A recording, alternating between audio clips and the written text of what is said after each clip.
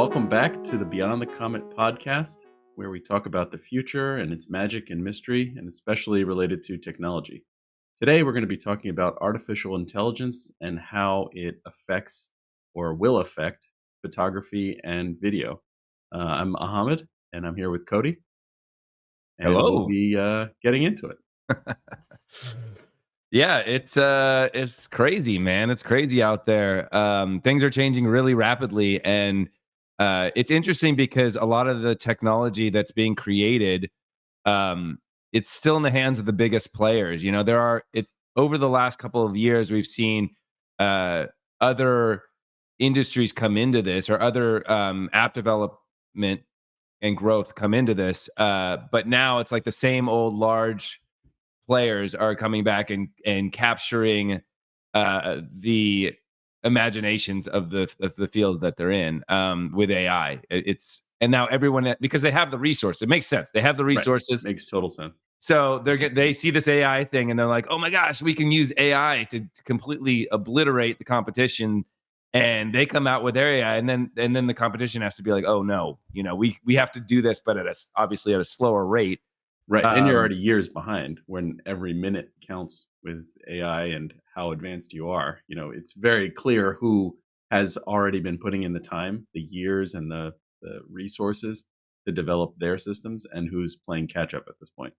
Yeah, and specifically in for this topic, I mean, what we're discussing is Adobe coming around and waving their big AI thing. Muscle, we'll say. Yeah, their muscle, around because they just came out and did a presentation of their new AI technology called Firefly, which is interestingly, it makes me think of the show, which is a futuristic show if no one remembers, but uh anyways, it's really neat. It's Yeah. And we should link to that in the video, but it's a good watch. yeah, the stuff that they've come out with is very similar to what's already there.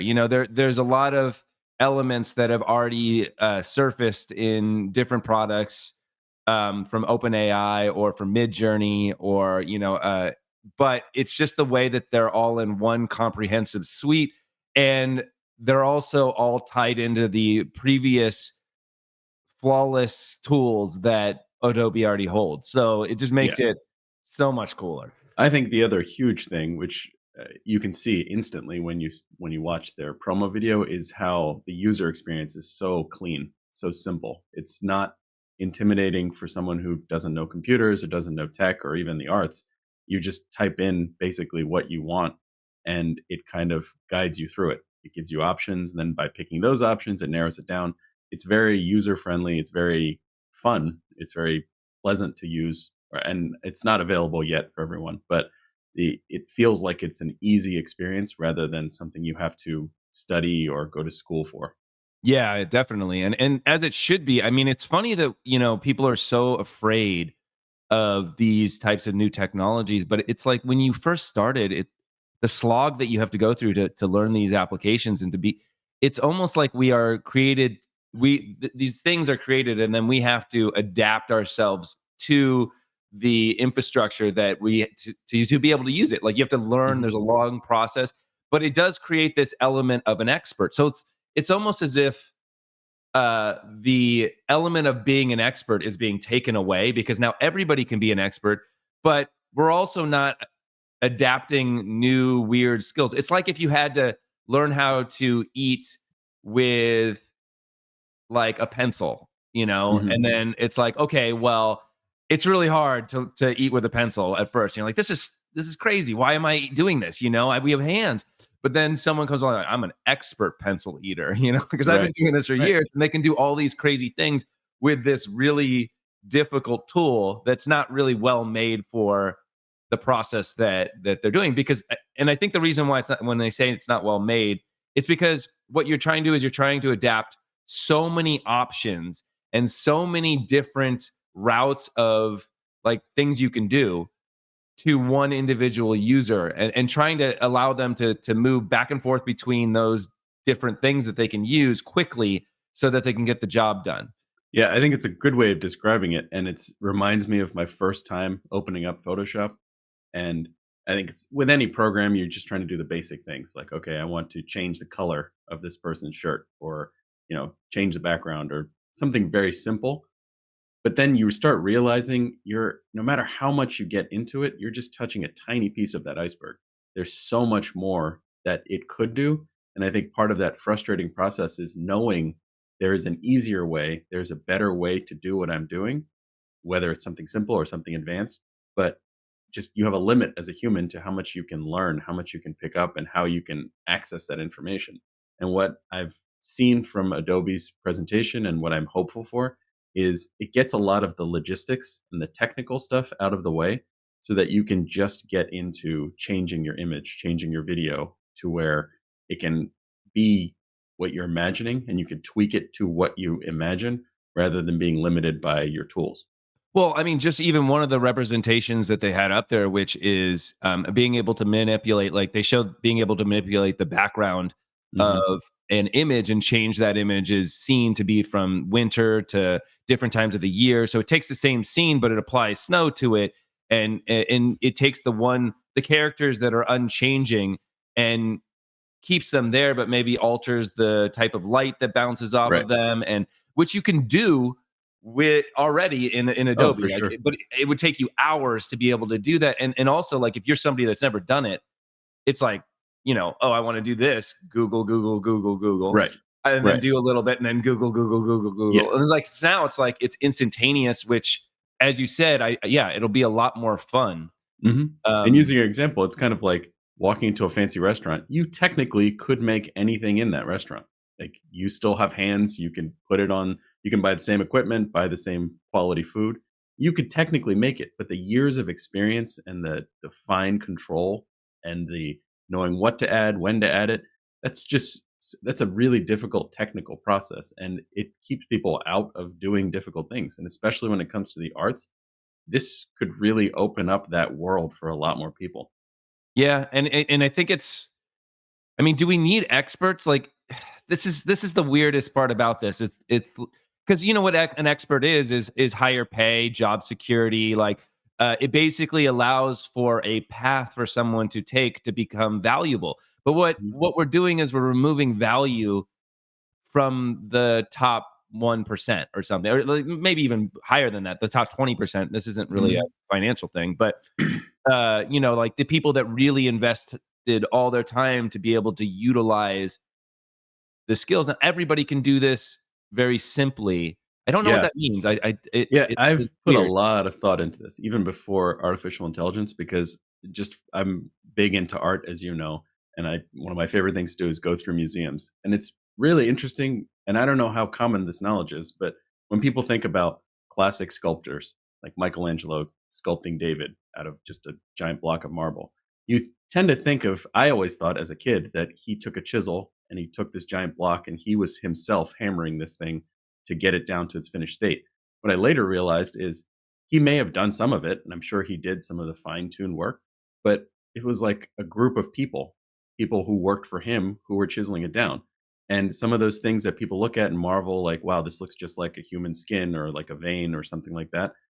That's some other technician who took his vision and made it happen. And so maybe artificial intelligence is just our own team of technicians that get whatever's in our head down into something that we can see or touch or feel. And that's not really, in a sense, it's not new. It's not this new innovation. It's just a new tool that we can use as humans to get our what's in our head out into the world. Yeah, I suppose, but aren't the technicians because that's what they became, and maybe that is their purpose in life? Like, if obviously somebody has to turn into the technicians. So, and not saying that if we eliminate the ability to have all technicians, then they'll go somewhere else. What I'm saying is, it's like I don't believe that there are limitations. I just believe that there are different paths, and those paths and those types of people will still exist in our society. So, because not everyone's going to be a visionary, not everybody's going to be somebody that's going to come up with remarkable changing events or changing art or they just want to help. They want to Mhm. go and hang out and with their family on the weekend, but they come and have a job and be able to assist Yeah. those people that are driving forward and want to push the edge of what we can do as humans. Right. And I think you're right. And I think maybe we're talking about two different groups of people. I'm more looking at it from the innovators.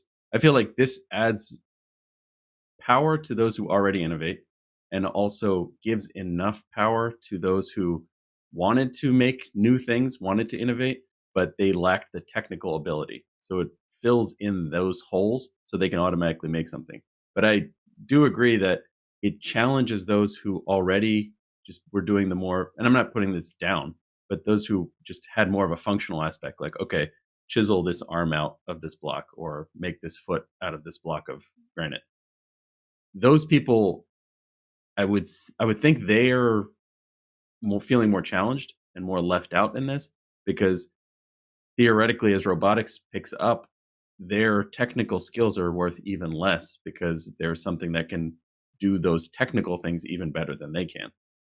Yeah, no, and it's kind of sad because I've known so many individuals that have the capability to lead, have the expertise to lead, and even have the following to be leaders because people come to them naturally, but they don't want to lead. Hmm. They don't want to, take on the responsibility of coming up with, drastically new stuff and figuring out how to manage people and all the other stuff. And it's like they were able to sit inside of the technical proficiency part of Hmm. it and be happy there because they would just, if it's coding, they would be able to come up with the good code or this or that. But now it's like that's going away because their expertise is what they were able to grow in order to secure their spot in society. But now without experts, if it's like I don't, Yeah. it's just so weird, man. It's just Yeah. like It's kind of, and maybe this is too blunt of a summary, but it's like if your work is consistent and regular, it's easier to replace. And yeah. if your work is more creative and by definition something that hasn't existed before or is a new mix on something that hasn't existed, you're safer because if artificial intelligence is looking backwards and just seeing patterns and repeating patterns, if that's what you did as work, even if you did it really well to a high degree of success, that is easier to replace than someone who has to come up with new ideas because by definition artificial intelligence at this point is looking backwards, it's not looking forward to something that can exist. Yeah, and I just wonder if there's a space for everyone, in this new world that we're going into. It because maybe it's just because we are seeing this from a perspective where we've already passed through much of life, seeing the different avenues of where people end up, and maybe that whole system is changing. Because I mean, if you're a kid right now and you're now gaining the um, easy access to these technologies and the easy access to see the influence that your own voice can have, because I think it brings the technical requirements down to uh, getting your own ideas and voice out there. Mhm. If you're a kid and you're able to access that really early, maybe that will make you more confident in wanting to be a innovator. Mhm. I don't know. So it's a sort of, maybe things are changing. Yeah. No, I mean, I think they're definitely changing, but I wonder if this opens up what you had talked about somewhat recently about how there's been letters, I believe, from Elon Musk and other folks saying, "Are we going too fast? Should we slow this stuff down?" Does this bring up that point of there are people, like vast numbers of people, who are going to be affected by robotics, by artificial intelligence? Is this a time to kind of pause and realize, like, let's not rush into this too quickly before so many people get displaced? Maybe we need to look at the best way to roll this out rather than just the fastest way to roll this out. I mean, this has its own episode written all over it, but Yeah. it it's funny because basically what they did was there's a petition, to open AI right now, and they all had a conference and got together like the biggest names in AI development and tech. and it's this agreement that they're trying to propose to not create any larger language models than uh, GPT-4. So they don't want, because the size and the amount of transistors that are in that, and they're just saying like because there's going to be GPT-5 and whatever on beyond that, and they're just saying like right now we need to figure out a lot of the what's going on with this system, and also just what is it going to do to our society, and take a little time to figure that out.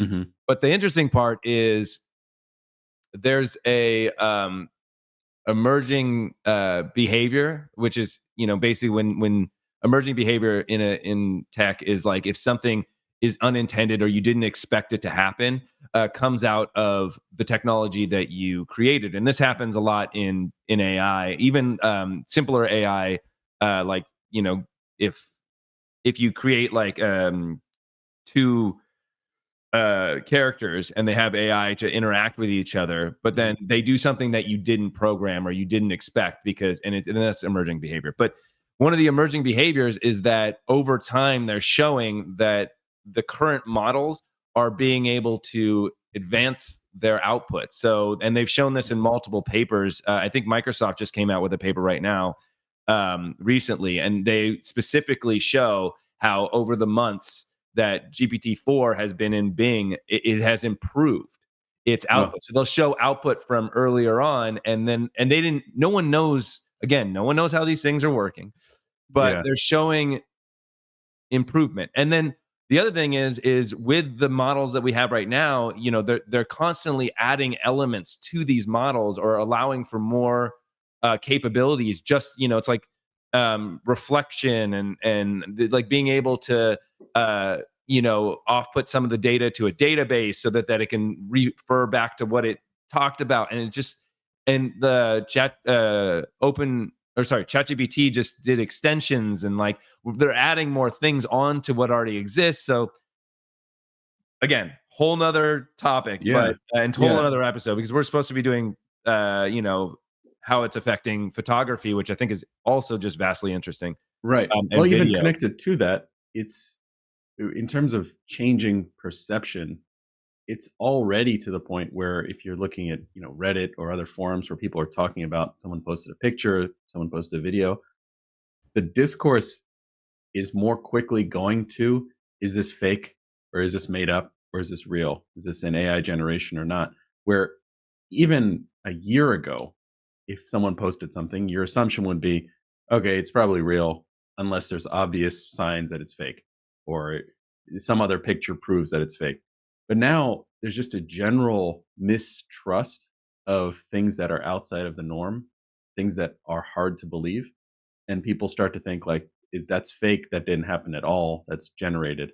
And it's a really interesting change in how people perceive videos, photo, even audio, because it's so easy to mimic reality It already. is. It is. But all this stuff, and I think this gets back to our first point in this episode, about the experts, and it's all of this was there. All of this Mhm. technology was at our fingertips. I mean, you could put the Pope in a puffy jacket Right. like 10 years ago if you really Yeah. wanted to. I mean, Yeah. like with Photoshop, you could do. I mean, maybe there would be some artifacting and some. I mean, but the technologies have already Oh, yeah. advanced enough where you didn't need AI to do this, Right. but you needed proficiency to be able to do it Mhm. well, so that it was And time. undetectable. That's what's happening. It's like Yep.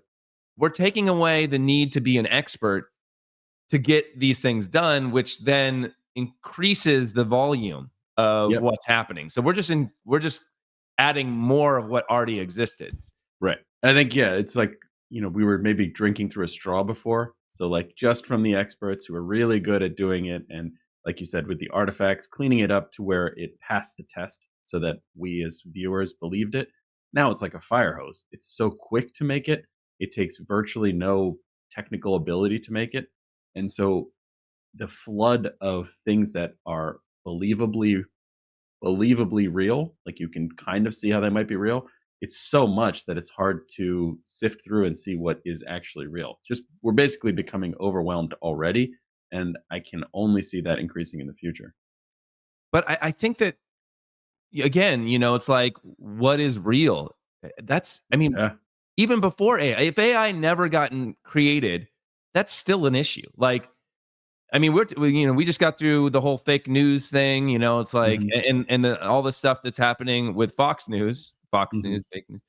Um, but everything that's happening with Rupert Murdoch and all the stuff. It's just, what is Yeah. real, anyways? Like, Yeah. I mean, even without these like technologies, and yes, it does create that kind of, oh my gosh, it's, now we can't trust anything because these generative uh AI applications can now create anything and trick Mhm. us and lie to us, and Yep. um And almost in real time. That's the other part that's scary to me because yes, someone could create, the president surfing on the moon or something like that. But it takes time. Even with someone skilled, you can't just instantly do it. Now, it could be as the person's giving the speech, you could make it seem like, they're confused or they're upset in the speech when they really aren't. And that's a it's not just the fact that it can be done quicker, it's the fact that so much of it is available and so much of it is possible. Unless people are there observing it themselves, I can see them starting to doubt their own reality because so much of it is through a screen that can be imitated. it can, but I again, I'm going to press on this. It was already there. It's not. And to be honest, I think that having this kind of fear that's being generated by generative AI, it's might be a good thing. It might be a a time where we're going to create more validation for things, because Mhm. with the fake news, and we actually, this conversation has been around, like, just around the internet and social media, and this ability to propagate anger, and get people to be polarized through basically the loudest voice, or the one with the most antagonizing rhetoric, Mhm. causing uproar. And we've been talking about trusted news sources for the last like 5 years, because that's the problem, is how do you validate and trust what you're seeing? And I actually think that all this AI uproar is good, and I think it'll double down on validation, which we needed anyways. We were, Mhm. without AI, we were problematic as a species, dictating what was real. Yeah. So it's like, we needed to solve this problem, and hopefully this will cause people to like step up and Yeah. create a better system. I think that's actually a pretty wise way to look at it because I don't think we're not putting it back in the bag. It's definitely just brought more light to the fact that, wow, yeah, I could be tricked by thinking the Pope was in a puffy jacket today. But how many times have I been tricked in the past before by stuff that I didn't notice, or things that just were a little more subtle, a little less obvious, or just kind of a slant on the news or slant on information that I received just to push me in a direction. And I would hope that people would look to see, like, rather than saying, okay, all news is useless, look to see how do I make sure the news that I'm taking in, the images that I'm taking in, the video that I'm taking in, how do I make sure that that is a trusted source? Or if they are tweaking it, that they're more upfront with saying, this part is real, this part is made up, this part is adjusted. How do we get to that point? I got a really good analogy, and it's actually something that happened to me this past weekend. Hmm. So we had a water leak, and it started to leak through the ceiling, and there was water everywhere, and it had to be cleaned up. And they had to cut open the ceiling, to kind of see what was happening. And there was actually a precursor to this, and it ended up, there were cracks in the pipe, right? So there were Hmm. cracks in the pipe, and they were leaking. But there was a small leak about a year ago, that was, we couldn't figure out what it was, and it kind of leaked, and it kind of got on the floor, and we were looking for it, but it ended up, we thought that it was some other problem, and so it was dictated that it was solved. Hmm. But the small crack was there all along. It was there Right. waiting, and then only when it bursted open, Yeah. Are we going to not only like fix the walls and the mold that might have been there, but also replace all the piping? Go back to the Only beginning. when Yep, the floodgate broke open that's true. are we going to fix everything. Right, right. And that's kind of how we work as humans. If it's not that bad and it's tolerable and it's not right in our face, we'll just kind of say, it works, put a band-aid on it, it's fine. Right. And the second it breaks open and it's unbearable, we fix the whole system. We're Yeah. like, okay, well, let's just fix the whole thing. If we're going to tear it up, let's just completely Mhm. rehaul it. Yeah. So do you see in terms of this fix as opposed as with respect to video and images being modified and altered, do you see that as some sort of I know this is a rudimentary way to look at it, but like some sort of stamp that says this is 100% real as verified by the truth in photo industry or something like that? Or do you see it as new artificial intelligence that would scan this and say this hasn't been messed with from the original source? Neither. I think that what we Mhm. have to focus on are the sources. Hmm. So I think that we have to validate the sources and say that they have a track record of displaying 100% honest news. Hmm. And as we have validated their news, we've never come up with a time where they have spreaded lies or propaganda. Hmm. And by validating the source rather than the content, I think that we can find trusted parts of the media. I And mean, assuming and acknowledging that there will be mistakes. oh, of There like, course, but yeah, you're going to get things wrong. Like, big news nobody has. organizations have gotten stuff wrong together. Yeah, So, yeah, you're trying to get a score to say, "Okay, this organization is 85% of the time they do the right thing or they have been successful. This one is 90%," whatever it is, but no one is going to be perfect. it's like a seller on Amazon. That's what I was gonna say. It's like, Yeah, there it's you like go. nobody gets the 100%. If they do, even if you see the 100%, you start to question it. You're like, oh, this must be Right. fake. Well, I guess So that it's a good example because it raises other questions. Because who is the reviewer? Like, when we're saying 80%, like, I remember there's a one, like, fishing sustainability company, or not company, but organization that says fishing this company is using sustainable practices. But then when you look closer, it's funded by a lot of the same businesses that are getting reviewed, so it's kind of an empty thing. How do we make sure that that's the same thing's not happening? I mean, my first answer to this is using artificial intelligence to Right. review these systems, which Yeah. you can say that's problematic or not, but it is. Yeah, I mean, there's obviously corruption in the review systems at times, and not Mhm. everything is perfect. But I think it's a good start. I don't know. I mean, there's going to Yeah. be problems with it, but I've heard this argument a lot about validating the internet, Mhm. and validating sources of the internet, so that especially with it's kind of started to occur with like I don't want to use Twitter's blue check mark, but other things where it's like validated real human or validated Mhm. this or validated that, and I think we need more of that and more of this idea of trusted sources so that especially with uh, you know propaganda based polarizing um Like news. inflammatory stuff. Yeah, Mhm. it becomes really difficult. I and I was just thinking, it's like, how do you even say that something's propagandic? Or that's probably not the right way to say it, but Yeah, how once do you you label even it, it creates issues out of itself because then well, you could say that something is crackpot, right? And it's like, Mhm. oh, but who says that and who validates that that's crackpot? And Right. sometimes like if are there, you could say that the people looking for aliens, are all out there. But now, we have a division of I think of the CIA, right? That's like investigating if these UFOs, or they name them something. I think it's like I something, IF. It's not Yeah, IFO, I know but what you they mean. Yeah. renamed it from UFO.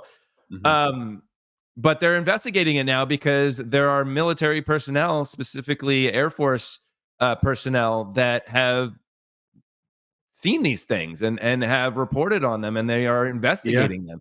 I mean, brings up a great example. It's at one time, certain things seem outrageous. Like, even the Earth being the center of the universe and the sun goes around us. At that time, if someone said, "No, the Earth goes around the sun," you would have been labeled as crackpot and like, there's no way this is true, 0% trustworthiness. But Yeah. over time, with the information that we get, and even if we had theoretically artificial intelligence at that time, it would look back at all of human history and say, no, it's definitely the Earth in the center. So this guy's crazy. But as more information comes out, it starts to explain some of these crazy theories as being the correct theories. So I think the validation system is a noble one. I think there is value to it in terms of finding out which sources are accurate. But it's, again, it can't be perfect because we don't have it all figured out. We're still learning.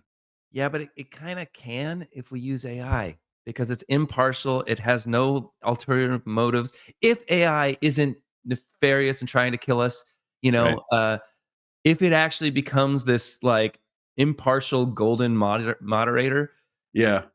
yeah, that's kind of the way we do this. Like the way, Right. because it will go in and look at all the information that, as long as it's not classified or being Mhm. held from the AI ability to review it, it'll be able to look at it all and evaluate it impartially.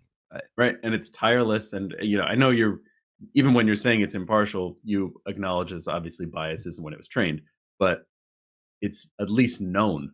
We know what the biases are. Whereas with individual humans, people keep stuff repressed. People don't really know. I don't think anyone specifically knows all of their own biases, which is a huge advantage to me with artificial intelligence systems is that you can see specifically who trained it, what was it trained on, so you can interpret where the biases might be coming from.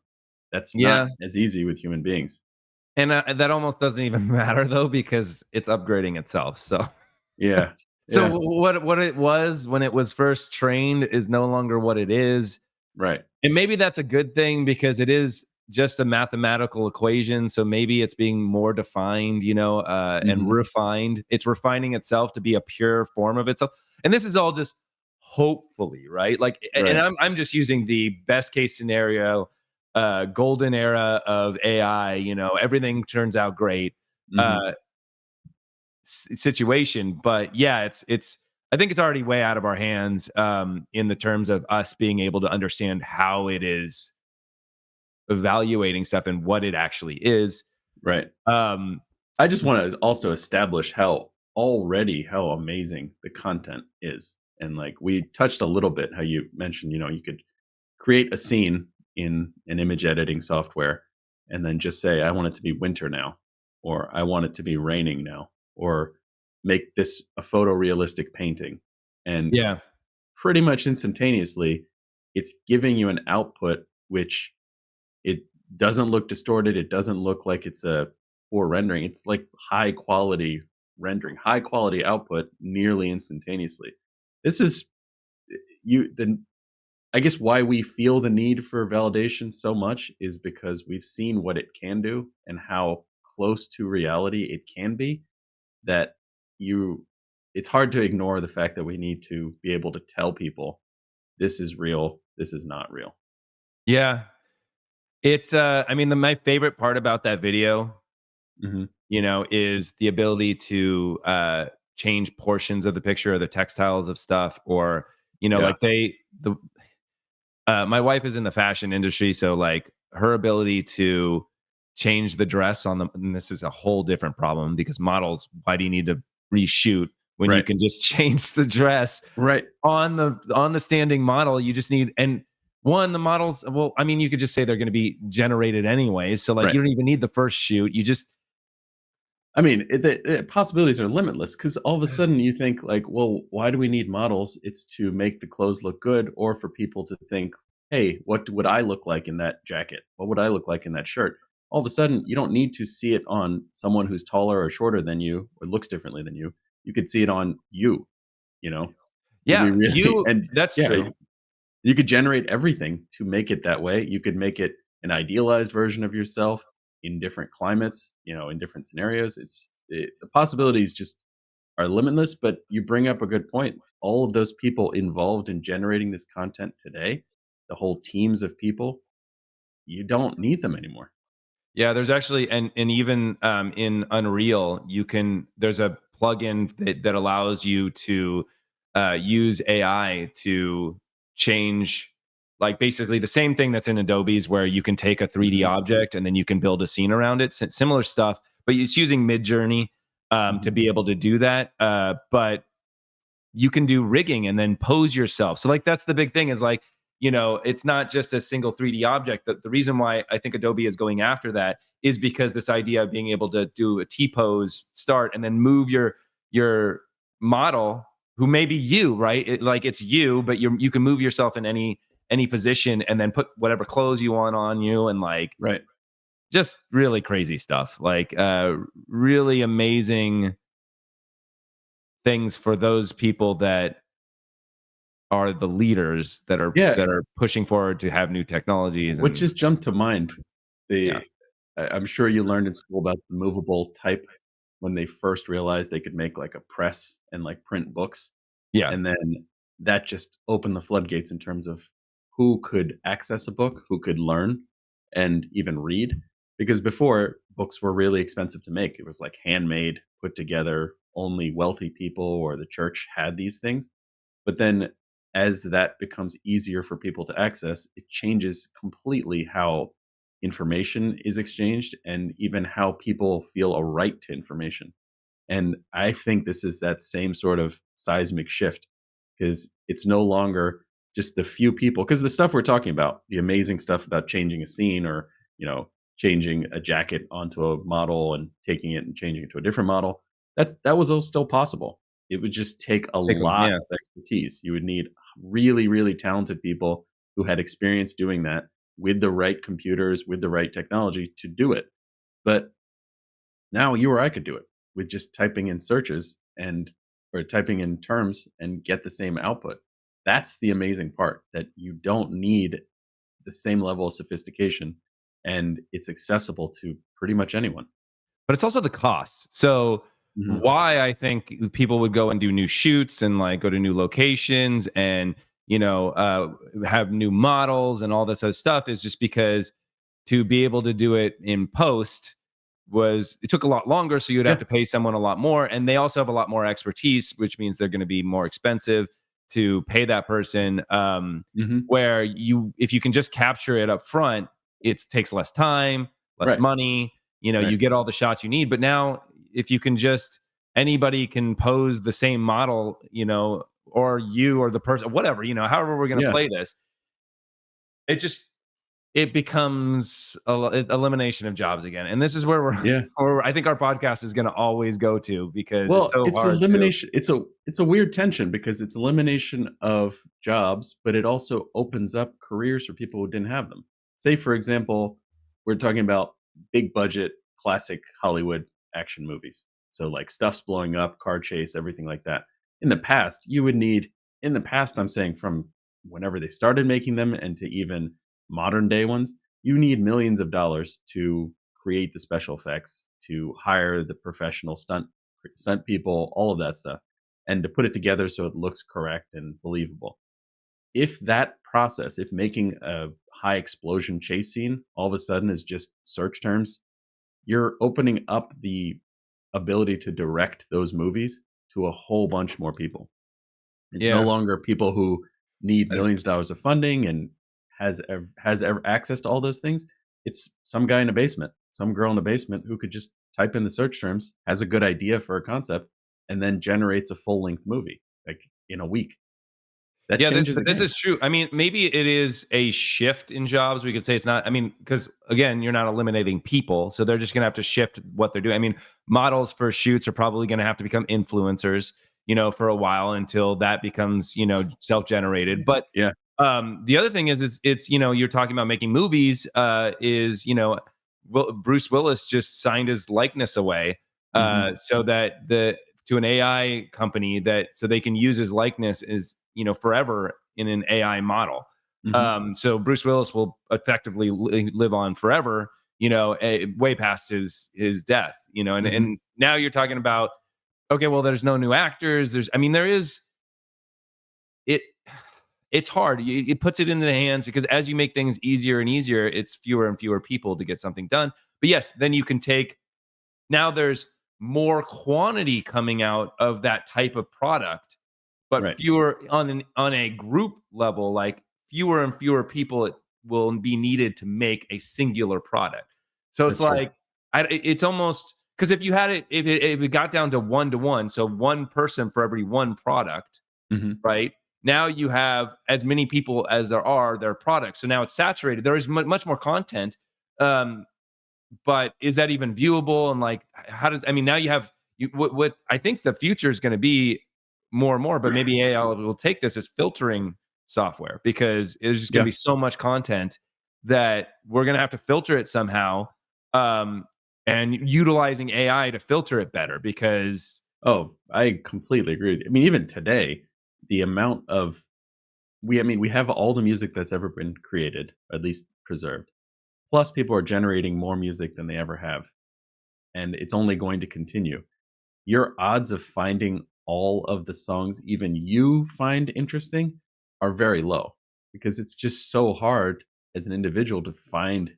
I'm sure there's tons of music you're missing that I'm missing that we would love, but if you had some sort of, you know, help, some sort of filter that could get these things to you, I think it's not only it would be nice now, but I think in the future it's going to be essential. Like, how do you sift through all of this content that's being created to find what you need? And especially bring it back to the photo and video.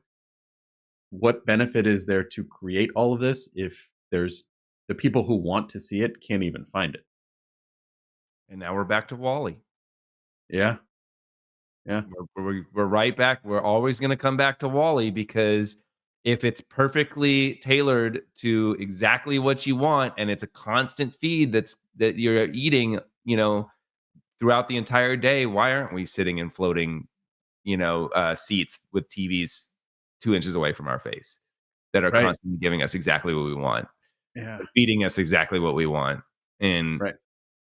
Yeah, I mean, all of the things that you'd have to push back and say like, "Oh, I don't wanna watch this additional TV show because it's not just what I want," or, "I don't care that much to watch it."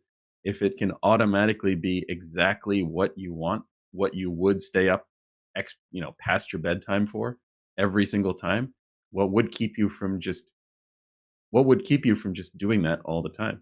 It's a really fair point. Like all of those barriers that you had before, if those are gone because artificial intelligence gets past them, what's keeping you from doing that? it just like what are relationships? What are like what is life? Like what is Yeah. it's just like I don't it won't I mean because we're talking as a generation that didn't have cell phones, and Hmm. understand life before that, but as the next generation continually is indoctrined into this idea and the way that life is supposed to be and they're embracing it because they don't know any different. Right. Uh what does it all become? Like And it's the gradual progressions. I think even today we're getting more used to like, okay, yeah, the Pope was generated in a jacket. Okay, next thing. And you start just getting used to these small improvements, which really aren't that small.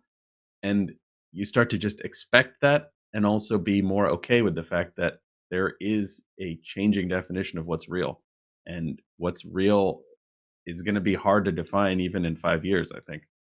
Yeah, but does it matter, I mean, if Yeah. we're just content consuming individuals, does it matter if it's real or not, as long as it's what you wanna see? And here's the thing, like, if you are in utopia, because every last moment of your life is exactly what you want, is that is that a bad thing? Like, it's just like, Yeah. Yeah. are we supposed to like, are you gonna be unhappy in because it doesn't seem like the people in the Wally chairs are unhappy, Right. you Yeah. I know? know. And this is larger than even this conversation, but I think the question comes to is it your choice? I think if it's your choice, it's perfectly fine. If you choose to sit in a lolly chair and absorb all this information and have everything handed to you, I'm okay with that. What I don't like or what I would push back against is that being forced on everyone, whether they like it or not. And I think maybe not even forced, but I think that's just inertia. That's where we're headed. That I don't like. I would prefer if people had more of a say in how they wanted their future to happen, and I don't know that's actually happening right now. Yeah. I don't know, man. It's really hard to say because if if content's just being created like on the spot, like the way that Mhm. ChatGPT can create it, create text on the spot. But if video, audio is all being created on the spot, I mean, like, I just watched this thing on NVIDIA, and they're already showing synthesizing video output from a single image. So they can take a Mhm. single image and they can use generative technologies to kind of say, okay, well, this is a bike on a bike path, and they'll show the bike going down the Wow. mountain.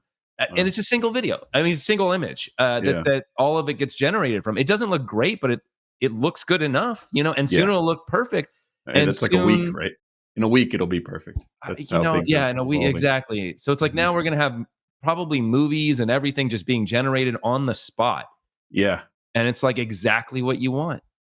Yeah, and Can you argue with that? it's there's no limit to it. It's even the aspect of what is art, what are we looking at in terms of we're looking at images and video now. But then if you combine that with totally made up people, like you were saying with our relationships, you don't have to make accommodations or you don't have to give and take in a relationship. You could create a virtual being you communicate with who is exactly what you want in a relationship, back and forth, and give you video. They can show up in pictures with you. They, uh, uh, I guess, why this feels like such a big topic, both photo and video, is it's not just those two things as if you're just watching those two things. It creates the reality that we see, and if it does that, it's basically limitless because that's what how we experience life. Yeah, no, and it is like, and for the relationship thing, again, it is exact. It's not just exactly what you want; it's exactly what you want at the moment, or exactly what you Mhm. need at the moment. Yeah, Because it'll analyze you and then be able to create changes in its behavior to best give you exactly what you need. And yeah, just like I can't argue with it. You said that, like, there's possible people will want to push back because it's not a choice. But I ask you, what is choice? Like, yeah, if it's exactly what we want, then what's choice? What are we choosing? Like, yeah, yeah. that I would have been our completely agree. choice. We're just choosing to get what we want, like, Right. that's what choice is. Yeah, and I think it's just so different from us, from our history, because in the past, you couldn't just choose exactly what you want. You can't say, like, I want access to water, I want shelter, I want food. You'd have to fight for that, and you weren't going to get 100% of that. And then we're reaching a point where all of those things could be taken care of.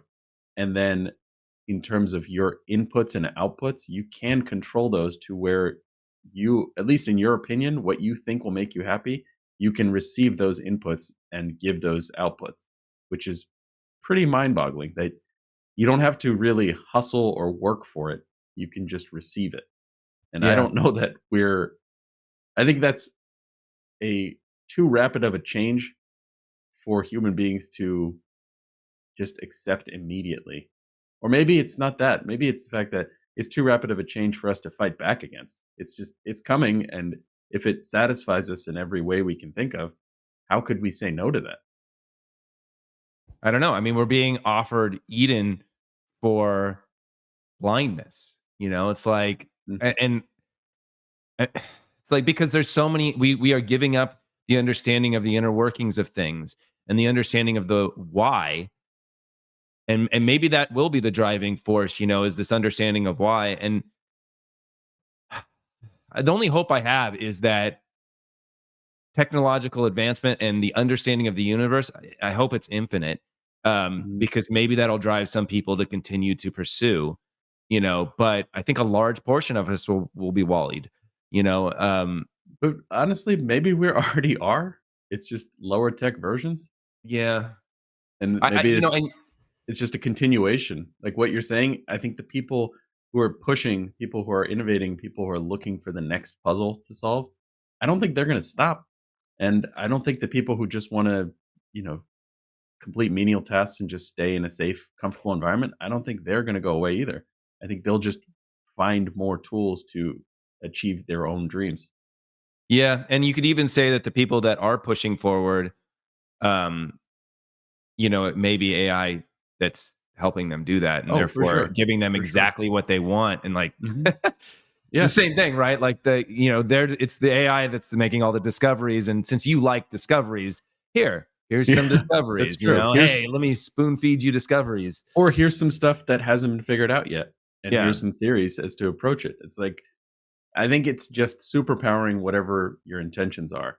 And if your intentions are to just chill and enjoy the comforts of life, that can happen. But if your motivation is to push and find out and solve new problems, it can help you do that. all right. This is crazy. There's a lot to think about. Yeah. My mind feels stretched out a few sizes already. Yeah, So but that's a I think good that episode. that hits our mark. Yeah. Well, thanks for listening, and we will be back next week with another interesting episode of what's happening in the future. So tune in then to Beyond the Comment and catch us on social media in the meantime. Thanks, and see you later. Good day.